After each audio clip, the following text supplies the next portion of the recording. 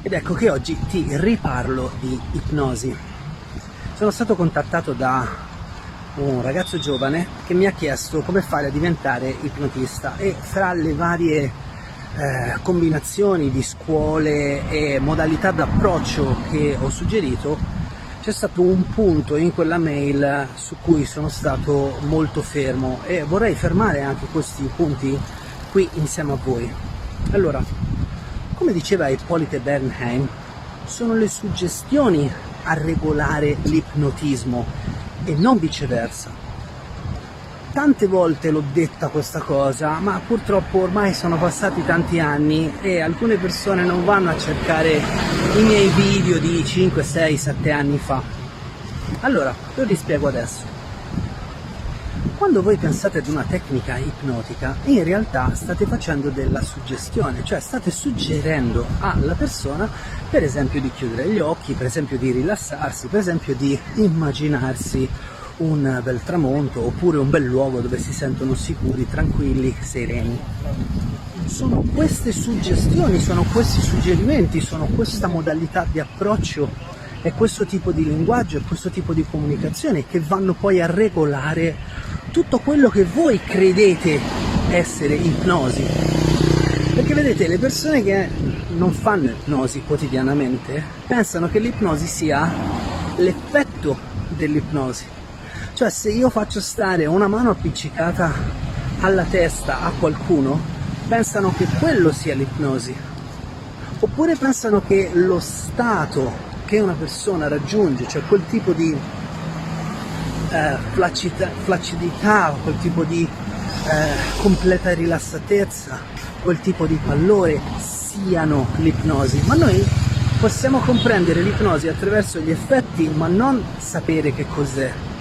E allora è sempre meglio regolare il contesto ipnotico attraverso la comprensione delle suggestioni.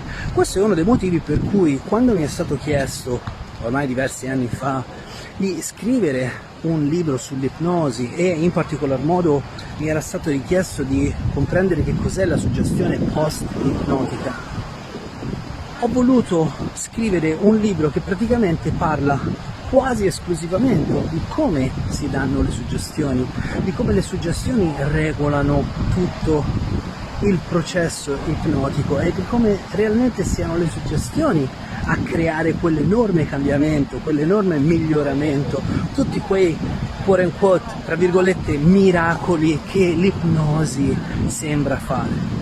E allora, se sei interessato a conoscere questi dettagli, queste strategie, questo tipo di contenuti, sappi che il mio libro è facilmente acquistabile ad un prezzo accessibilissimo a tutti, è scritto bene, è scritto perché tutti quanti lo possano capire e possano mettere in pratica le cose che ho scritto, e lo trovate sul mio sito internet. Vi lascio qui sotto in descrizione il link per andare a vedere tra i miei ebook, insomma. Questo libro si chiama Fai ciò che ti dico. Molte persone hanno frainteso il titolo, pensano davvero che qualcuno possa fare ciò che dici tu, e allora l'ipnosi è: io ti dico ciò che fare e tu lo fai perché sei mio, sei succube del mio potere. Niente di tutto questo, anzi, semmai il potere è nelle mani dell'ipnotizzato e non dell'ipnotizzatore, cioè in colui che accetta di vivere una realtà alternativa per fare un'esperienza diversa rispetto a quella che ha voluto fare fino adesso, e per cambiare prospettiva e creare un cambiamento all'interno della propria realtà soggettiva. Ecco dove sta poi dopo tutto quanto il trucchetto dell'ipnosi. Ma se non sei in grado di regolare e di strutturare suggestioni atte a formare un certo tipo di cambiamento, corri il rischio di fare scuole che ti insegnano come fare le induzioni, cioè come indurre una persona da uno stato A a uno stato B e come portarla ad afflosciarsi, ad essere più propensa ad ascoltarti. Ma che cosa ascolterà? Ascolterà le tue suggestioni, e a quel punto, se tu non hai lavorato profondamente su te stesso, corri il rischio di fare degli errori grossolani, anche da un punto di vista etico, anche da un punto di vista morale, ma soprattutto da un punto di vista operativo. Allora, le suggestioni sono molto più importanti rispetto all'ipnosi stessa. Questo è indiscusso.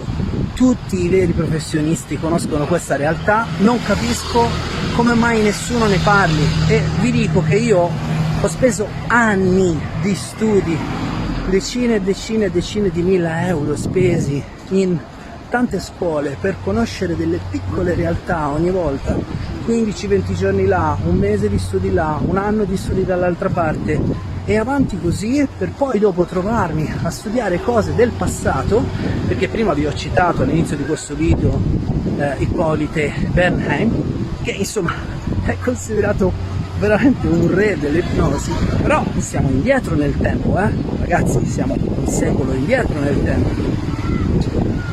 E già aveva capito tutto, e aveva già detto tutto, solo che l'orecchio dei marketer e l'orecchio delle persone che vogliono fare soldi sulla crescita degli altri non hanno ascoltato bene quello che c'era da ascoltare, mentre chi si occupa come me più di esistenza e di sviluppo personale cerca di dare gli strumenti ai propri clienti in modo che siano liberi e indipendenti nel loro percorso. Va bene, anche oggi magari sono andato un po' oltre, spero che tu abbia capito che ciò che regola l'ipnosi non è un'induzione, non è una tecnica ipnotica, mi viene da ridere, ma quanto scemotti possano essere. Va bene, sono le suggestioni stesse, se vuoi sapere di più a riguardo delle suggestioni, leggi il mio libro che si intitola Fai ciò che ti dico, come, quando e perché utilizzare l'arte delle suggestioni. È un libro abbastanza facile, è un libro trasversalmente utile anche per la propria crescita, ma che ti insegna finalmente come comunicare con il tuo inconscio. Non mi resta altro che augurarti una buona serata. Ancora una volta da Caruso Colsi è tutto. Se vuoi contattarmi, il mio sito te lo metto qui sotto nella descrizione. Buona serata.